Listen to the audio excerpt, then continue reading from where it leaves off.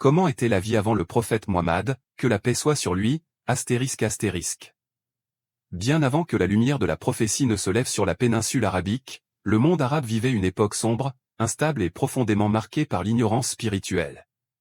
Cette période est connue dans l'histoire islamique sous le nom de Jahiliya, un terme qui ne signifie pas seulement « ignorance », mais un état global de confusion morale, sociale et religieuse. Comprendre la vie avant le prophète Muhammad, que la paix soit sur lui, est essentiel pour saisir l'ampleur du changement qu'apporta son message. Une société fragmentée et tribale. La péninsule arabique n'était pas unifiée par un État central ou une autorité commune. Elle était divisée en dizaines de tribus indépendantes, chacune gouvernée par ses propres règles, ses traditions et son code d'honneur. La loyauté tribale était absolue.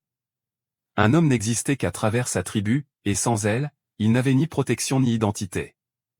Les conflits tribaux étaient fréquents, souvent déclenchés par des causes insignifiantes, une insulte, un puits, un chameau volé. Ces guerres pouvaient durer des décennies et coûter la vie à des générations entières. La vengeance était une obligation sacrée. Le sang appelait le sang, et le pardon était perçu comme une faiblesse. Dans ce monde rude, la force dictait la loi. Les plus puissants dominaient les plus faibles. Les orphelins, les pauvres et les étrangers vivaient sans défense, exposés à l'injustice et à l'exploitation. La condition tragique des femmes. Avant l'islam, la condition de la femme était l'un des aspects les plus sombres de la société arabe. Dans certaines tribus, la naissance d'une fille était considérée comme une honte insupportable. Des pères, craignant le déshonneur ou la pauvreté, enterraient leurs filles vivantes dans le sable brûlant du désert. Ce crime était commis sans remords, encouragé par des normes sociales cruelles. Les femmes n'avaient aucun droit réel. Elles pouvaient être héritées comme des biens, vendus, échangés ou abandonnés. Le mariage n'était pas fondé sur le consentement mutuel, mais sur l'intérêt des hommes. Un homme pouvait avoir un nombre illimité d'épouses et les répudier à sa guise. Malgré cela, certaines femmes parvenaient à se distinguer par leur intelligence ou leur richesse, mais ces cas restaient exceptionnels et dépendaient fortement du statut tribal. Une économie inégale et brutale. La vie économique avant l'islam reposait principalement sur le commerce, l'élevage et les caravanes. La Mecque occupait une place centrale grâce à sa position stratégique sur les routes commerciales reliant le Yémen, la Syrie et l'Irak. Les grandes familles mécoises contrôlaient les échanges et accumulaient des richesses considérables. Cependant, cette prospérité était loin d'être équitable. L'usure était omniprésente. Les pauvres empruntaient pour survivre et se retrouvaient prisonniers de dettes écrasantes. L'esclavage faisait partie intégrante du système économique. Les esclaves étaient privés de toute dignité, soumis à des traitements inhumains, battus, affamés et parfois tués sans conséquence. La charité existait, mais elle était motivée par la fierté ou la réputation, non par une véritable compassion. Une spiritualité déformée. Sur le plan religieux, les Arabes se considéraient comme les héritiers d'Ibrahim, Abraham, mais ils avaient profondément altéré son monothéisme. La Kaaba, construite à l'origine pour adorer un Dieu unique, était devenue un sanctuaire rempli de plus de 300 idoles. Chaque tribu possédait ses propres divinités, qu'elle invoquait pour la protection, la victoire ou la prospérité. Les gens adoraient des statues de pierre, de bois ou même de pâte. Certains tournaient autour de la Kaaba nue, croyant ainsi se rapprocher de leur Dieu. Les sacrifices étaient fréquents, accompagnés de pratiques superstitieuses et de rituels dénués de sens spirituel. À côté du polythéisme, il existait quelques individus appelés hanifs, qui rejetaient l'idolâtrie et cherchaient la vérité du Dieu unique. Mais ils étaient rares, isolés et sans influence majeure sur la société. L'alcool, le jeu et la violence. La consommation d'alcool faisait partie du quotidien. Les poètes glorifiaient le vin, les festins et l'ivresse. Le jeu de hasard était répandu, ruinant des familles entières. Les disputes se réglaient souvent par la violence, et le meurtre était banalisé. La poésie occupait une place centrale dans la culture arabe. Elle servait à transmettre l'histoire, glorifier les tribus et humilier les ennemis. Mais elle était aussi un outil de propagande et d'orgueil excessif. Une morale instable et contradictoire. Malgré cette obscurité morale, la société pré-islamique n'était pas totalement dépourvue de valeurs. L'hospitalité, le courage et la fidélité à la parole donnée étaient très respectés. Un homme pouvait risquer sa vie pour protéger un invité. Cependant, ces valeurs étaient appliquées de manière sélective, limitée au cercle tribal. Il n'existait aucun principe universel de justice. Ce qui était considéré comme juste pour un membre de la tribu pouvait être une injustice totale envers un étranger. Un monde au bord du changement. Ainsi était la vie avant le prophète Mohammed, que la paix soit sur lui, un monde riche en culture mais pauvre en guidance, fort physiquement mais brisé moralement, attaché à des traditions ancestrales mais aveugle à la vérité spirituelle. Personne n'imaginait alors qu'au cœur de cette société, dans cette ville de la Mecque dominée par l'idolâtrie, allait naître un homme destiné à transformer non seulement l'Arabie, mais l'histoire de l'humanité tout entière. La nuit semblait profonde, mais l'aube approchait. Comment était la vie avant le prophète Mohammed, que la paix soit sur lui, astérisque. L'enfance sans protection et l'injustice normalisée. Dans l'Arabie pré-islamique, naître ne garantissait ni protection ni dignité. L'enfance était souvent une. Quelques individus appelés Hanif, qui rejetaient l'idolâtrie et cherchaient la vérité du Dieu unique. Mais ils étaient rares, isolés et sans influence majeure sur la société. L'alcool, le jeu et la violence. La consommation d'alcool faisait partie du quotidien. Les poètes glorifiaient le vin, les festins et l'ivresse. Le jeu de hasard était répandu, ruinant des familles entières. Les disputes se réglaient souvent par la violence, et le meurtre était banalisé. La poésie occupait une place centrale dans la culture arabe. Elle servait à transmettre l'histoire, glorifier les tribus et humilier les ennemis. Mais elle était aussi un outil de propagande et d'orgueil excessif. Une morale instable et contradictoire. Malgré cette obscurité morale, la société pré-islamique n'était pas totalement dépourvue de valeurs. L'hospitalité, le courage et la fidélité à la parole donnée étaient très respectés. Un homme pouvait risquer sa vie pour protéger un invité. Cependant, ces valeurs étaient appliquées de manière sélective, limitées au cercle tribal. Il n'existait aucun principe universel de justice. Ce qui était considéré comme juste pour un membre de la tribu pouvait être une injustice totale envers un étranger. Un monde au bord du changement. Ainsi était la vie avant le prophète Mohammed, que la paix soit sur lui, un monde riche en culture mais pauvre en guidance, fort physiquement mais brisé moralement, attaché à des traditions ancestrales mais aveugle à la vérité spirituelle. Personne n'imaginait alors qu'au cœur de cette société, dans cette ville de la Mecque dominée par l'idolâtrie, allait naître un homme destiné à transformer non seulement l'Arabie, mais l'histoire de l'humanité tout entière. La nuit semblait profonde, mais l'aube approchait.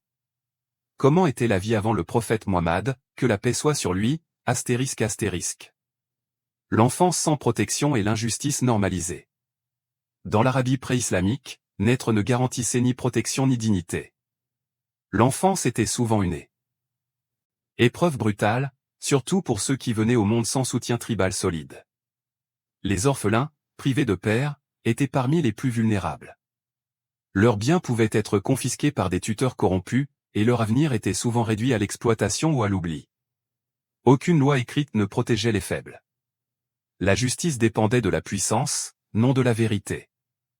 Un homme influent pouvait commettre un crime et rester impuni, tandis qu'un faible pouvait être sévèrement puni pour une faute mineure.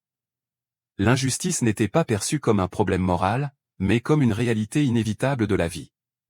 Dans ce monde, survivre exigeait ruse, alliance et parfois cruauté. La compassion était rare, et lorsqu'elle existait, elle restait confinée au cercle familial ou tribal. L'esclavage, une réalité quotidienne. L'esclavage faisait partie intégrante de la structure sociale. Les esclaves provenaient de guerres tribales, de dettes impayées ou du commerce avec des régions lointaines. Ils étaient considérés comme des biens, dépourvus de droits et de valeurs humaines. Un maître pouvait battre son esclave, l'affamer ou le vendre sans justification. Certains esclaves étaient contraints aux travaux les plus pénibles, exposés à la chaleur du désert et à des conditions inhumaines. D'autres servaient dans les maisons, soumis à l'humiliation constante. Il existait parfois des maîtres moins cruels, mais cela relevait de la personnalité individuelle, non d'un principe moral reconnu par la société. L'idée que tous les êtres humains étaient égaux était inexistante. Le commerce, la ruse et la tromperie. La Mecque prospérait grâce au commerce caravanier. Les marchés étaient animés, remplis de marchands venus de différentes régions. Les transactions se faisaient souvent sans règles claires ni contrôle. La tromperie était fréquente, faux poids, mensonges sur la qualité des marchandises, manipulation des prix. Mentir pour gagner plus était considéré comme de l'intelligence commerciale. Peu de gens voyaient cela comme un péché ou une faute morale. L'honnêteté était admirée, mais rarement pratiquée lorsqu'elle menaçait le profit. Les riches accumulaient davantage de richesses, tandis que les pauvres s'endettaient, prisonniers de systèmes injustes dont ils ne pouvaient s'échapper. Les pratiques religieuses et les superstitions. La religion, loin d'apporter la paix intérieure, renforçait souvent la confusion. Les idoles étaient invoquées pour chaque aspect de la vie, voyage, guerre, puis, mariage. Les gens croyaient que ces statues pouvaient intercéder auprès d'un Dieu suprême mal compris. Les devins et les astrologues occupaient une place importante. Ils prétendaient connaître l'avenir, interpréter les signes et communiquer avec l'invisible. Beaucoup prenaient des décisions cruciales basées sur des augures, des flèches divinatoires ou des rêves mal interprétés. Cette spiritualité fragmentée ne nourrissait ni l'âme ni la morale. Elle entretenait la peur, la dépendance et l'ignorance. La place centrale de la poésie et de l'orgueil. La poésie était la voix de la société. Les poètes étaient respectés, parfois craints. Leurs mots pouvaient élever une tribu ou la ridiculiser devant toutes les autres. À travers les vers, on célébrait la bravoure, la générosité, mais aussi la violence et la vengeance. L'orgueil tribal était constamment alimenté par ces récits glorifiés. Reconnaître ses torts était rare. Admettre une erreur était vu comme une humiliation. Ainsi, les conflits se perpétuaient, nourris par des mots aussi tranchants que des épées. Des lueurs de conscience au milieu de l'obscurité. Malgré ce tableau sombre, tout n'était pas entièrement corrompu. Certains individus ressentaient un profond malaise face à l'idolâtrie et à l'injustice. Ils cherchaient un sens plus élevé à l'existence, rejetant les pratiques absurdes de leur peuple. Ces hommes, connus plus tard comme des hanifs, croyaient en un Dieu unique sans appartenir à une religion sainte. Spirituelle, mais d'intérêt économique. La sacralité était exploitée pour le profit. Les notables mécois contrôlaient les rites, les idoles et les flux commerciaux. Leur pouvoir reposait sur la peur de perdre le prestige religieux de la ville. La foi était devenue un outil de domination. Le respect des traditions au détriment de la vérité. Dans la société pré-islamique, la tradition avait plus de poids que la raison. Nous avons trouvé nos ancêtres sur cette voie, était l'argument ultime pour justifier les pratiques les plus absurdes ou injustes. Remettre en question les coutumes ancestrales équivalait à trahir son peuple. Cette rigidité empêchait toute réforme morale. Même lorsque l'injustice était évidente, elle était tolérée au nom de l'héritage culturel. La vérité n'était pas recherchée, elle était héritée, sans réflexion. Ainsi, l'idolâtrie, l'oppression et la corruption se transmettaient de génération en génération, renforcées par la peur du changement. La vie quotidienne dans un monde sans guidance. La vie quotidienne était marquée par l'incertitude. La sécurité dépendait de la tribu, la subsistance du commerce ou du bétail, et l'avenir des alliances. Les mariages étaient souvent stratégiques, visant à renforcer des liens politiques plutôt qu'à bâtir des familles équilibrées. Les enfants grandissaient dans un environnement où la violence était normalisée. Les garçons étaient préparés à la guerre, les filles à la soumission ou à l'effacement. L'éducation morale était limitée, transmise par des récits glorifiant la force et l'honneur tribal. L'absence de cadre éthique universel laissait place à des comportements contradictoires, une générosité extrême envers un invité, suivie d'une cruauté implacable envers un étranger. Les contradictions d'une société fière et brisée.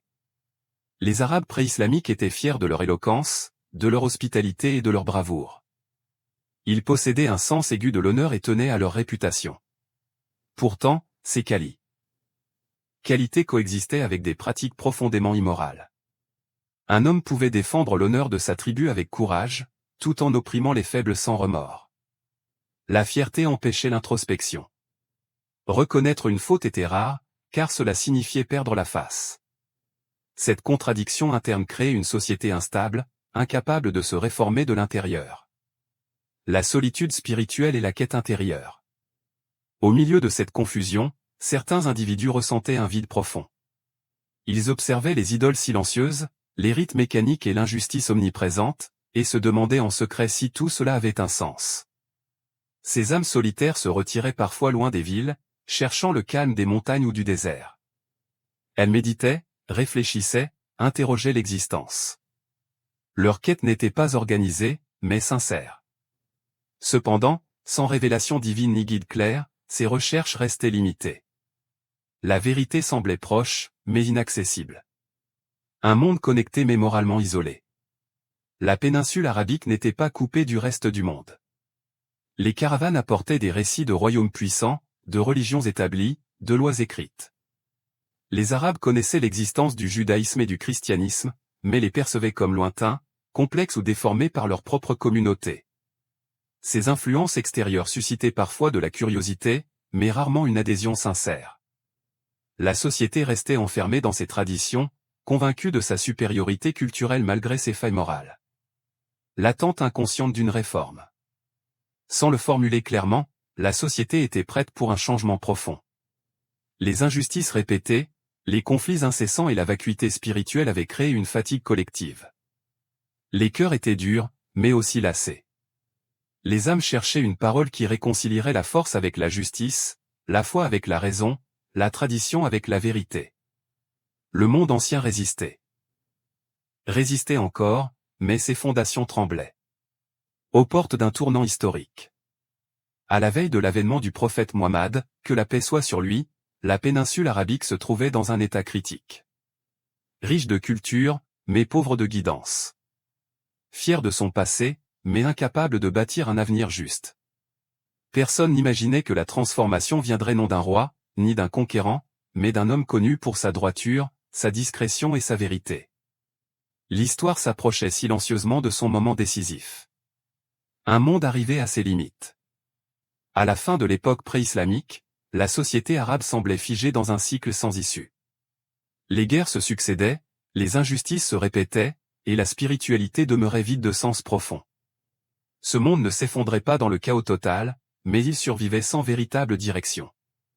Les tribus continuaient de défendre leurs traditions avec acharnement, mais ces traditions ne répondaient plus aux besoins moraux et humains de la société. La force protégeait les forts, tandis que les faibles restaient invisibles. La loi du désert régnait, dure, implacable, sans compassion universelle. La normalisation du mal. L'un des aspects les plus troublants de cette époque était la banalisation de pratiques profondément injustes. Ce qui aurait dû provoquer l'indignation était devenu ordinaire. L'enterrement des filles, l'oppression des pauvres, la brutalité envers les esclaves, la tromperie commerciale et l'ivresse excessive faisaient partie du quotidien.